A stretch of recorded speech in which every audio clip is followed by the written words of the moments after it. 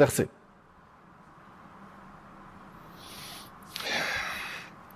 Toute personne qui veut impérativement renouveler sa foi, qu'elle écoute ce qui suit, Inch'Allah.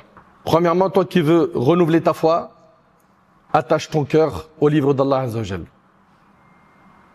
Lis-le, médite-le, mets-le en pratique. Vis avec le Coran. Écoute le Coran. Oui, mais je le comprends pas. Mais combien on a entendu de jeunes, ils écoutent des clips qu'ils ne comprennent pas. C'est vrai, c'est pas vrai. En espagnol, en turc, en russe, peu importe. J'aime bien le son, j'aime bien. Il comprend rien. Là, tu dis pas, je comprends pas, j'écoute pas. Là, t'écoutes. Subhanallah, là, c'est la parole d'Allah. Celle qui va te guider sur le droit chemin. Celle qui va te combler de bonheur ici-bas et dans l'au-delà. C'est avec le Coran que tu seras guidé, que tu seras au paradis, bi'idhnillah. Le Coran. Revenons au livre d'Allah. Allah Ta'ala, il dit إنما المؤمنون الذين إذا ذكر الله وجلت قلوبهم وإذا تليت عليهم آياته زادتهم إيمانا. Les vrais croyants sont ceux dont le cœur frémit à la mention d'Allah. Les vrais croyants sont ceux dont le cœur frémit à la mention d'Allah et dont la foi augmente lorsqu'on leur récite ces versets. Voilà les vrais croyants. Quand on leur récite le Coran, leur foi augmente. Si ça n'arrive pas, jusqu'à ce jour, fais l'effort d'atteindre ça. C'est avec l'effort. Fais des efforts et sur long terme, ça va payer. Écoutez beaucoup le Coran. En l'écoutant seulement, tu as des hasanat, des bonnes actions. Lisez-le avec un cœur plein de recueillement. Méditez-le. Allah Ta'ala dit Kitabun anzalnahu ilayka mubarak liyadabbaru ayatihi wa liyatadhakkara ulul albab. C'est un livre béni que nous t'avons révélé afin que les hommes méditent sur ces versets et que ceux qui sont doués de raison en tirent une exhortation. Premièrement, toi qui veux corriger ton cœur, renoue un lien très fort avec le livre d'Allah Azza wa Jal. Il faut que tu fasses l'effort de l'écouter, le lire et essayer de le comprendre et de l'étudier, de le mettre en pratique et tu verras ta foi à quoi elle va ressembler. N'oubliez pas que un grand nombre de personnes à l'époque du prophète sallallahu alayhi wa sallam, ils se sont convertis en écoutant quoi? Un verset. Des gens qui ont combattu le prophète sallallahu alayhi wa sallam. Le Coran les a changés. Deuxième chose qui va augmenter notre foi, qui va nous permettre de renouveler notre foi, c'est le fait d'évoquer Allah subhanahu wa ta'ala. L'évocation d'Allah, ça augmente la foi. Ça apaise le cœur. Ça efface les péchés. Mu'adh ibn Jabal relate que le prophète sallallahu alayhi wa sallam a dit « Aucune œuvre accomplie par le fils d'Adam ne le préserve plus du châtiment d'Allah que l'évocation d'Allah. » Subhanallah. Aucune œuvre accompli par le fils d'Adam ne le préserve plus du châtiment d'Allah que l'évocation d'Allah. Le hadith, il est rapporté par Ibn Abi Shayba, At-Tabarani, Ahmad, l'imam Malik. Et d'ailleurs, je vais vous dire quelque chose. Ceux qui font da'wa, ceux qui appellent Allah régulièrement, leur foi, elle est entretenue par cette da'wa. Parce que le fait de parler d'Allah, ça augmente la foi. Faites da'wa, à votre échelle, avec votre niveau. Et sachez que le fait de ne pas parler d'Allah, ça durcit le cœur. Le prophète sallallahu alayhi wa sallam dit la tuksiru kalam. Le prophète sallallahu alayhi wa sallam dit la tuksiru al-kalam bighayri dhikrillah. Ne multipliez pas le parler sans évoquer Allah. Car la multiplication du parler sans évoquer Allah rend le cœur dur. Et la personne la plus éloignée d'Allah le jour du jugement, c'est celle qui a le cœur dur. Donc plus tu vas parler d'autre chose qu'Allah, plus ton cœur il va durcir.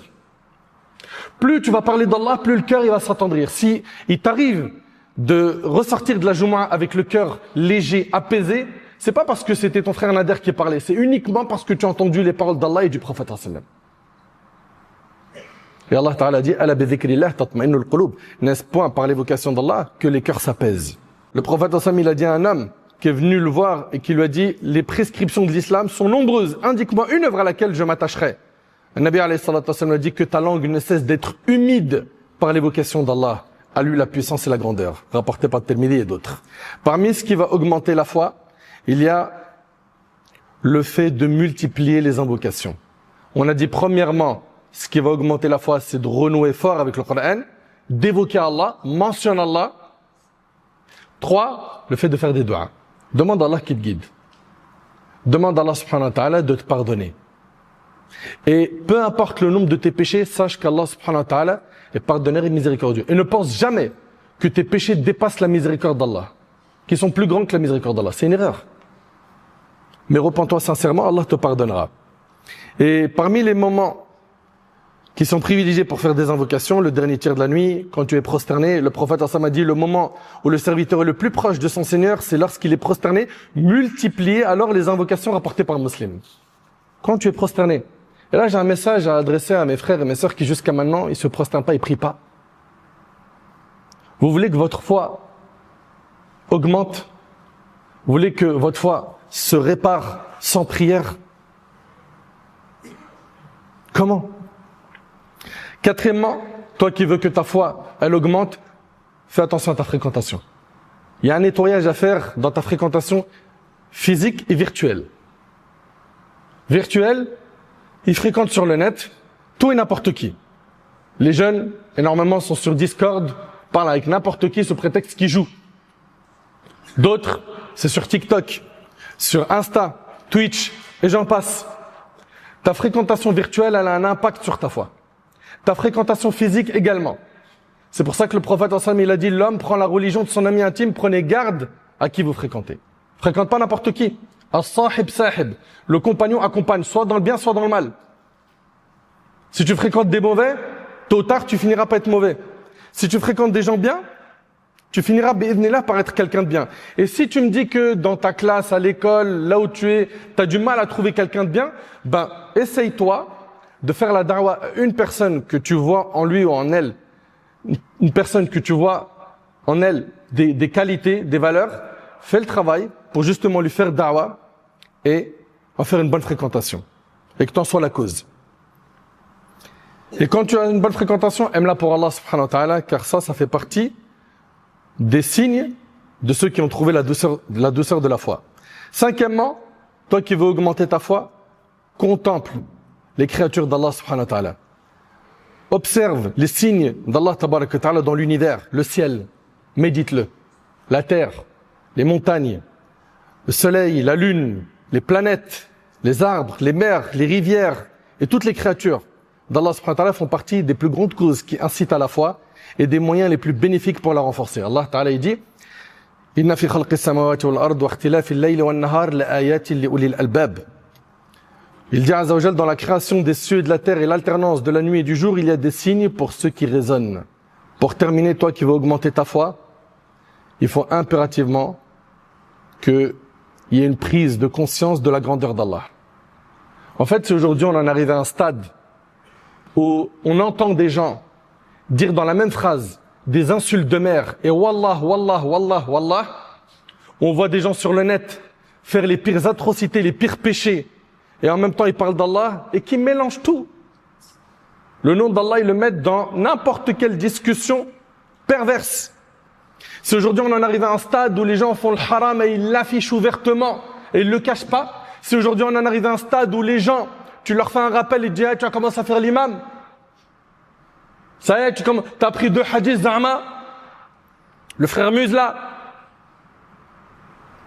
Si aujourd'hui on en arrive à ce stade, c'est parce que malheureusement, ces gens-là ne connaissent pas assez la grandeur d'Allah subhanahu wa ta'ala. Comme Allah ta'ala dit wa ma qadarullah haqqa qadri, ils n'ont pas estimé Allah sa juste valeur. Et comment estimer Allah sa juste valeur? En apprenant à connaître ses noms et ses attributs. Et comment connaître ses noms et ses attributs? En apprenant la religion. Là, on est à la rentrée. Je suis en train de parler d'apprendre la religion. Est-ce que, en sortant de la khutbah, tu vas prendre la résolution ferme de t'inscrire quelque part pour apprendre la langue arabe, le Coran, la religion? Ou est-ce que tu vas ressortir de la khutbah, comme plusieurs khutbahs, en disant « Ah, ça m'a fait du bien » et puis c'est tout? Non, mon frère. Tu entends? Tu mets en pratique. Tu veux que ta foi augmente? Faut que tu connaisses plus Allah. Et si les compagnons, ils étaient d'une sensibilité, subhanallah, elle était impressionnante, au point où le prophète dans un hadith, il dit, si vous saviez ce que je sais, vous ririez peu, vous pleurez beaucoup. Anas, il dit, les compagnons, ils ont caché leur visage, ils se sont mis à pleurer. Qu'est-ce qui a fait qu'en très peu de mots, ils ont pleuré? Qu'est-ce qui les a rendus autant sensibles au rappel, au point de pleurer avec ces quelques paroles?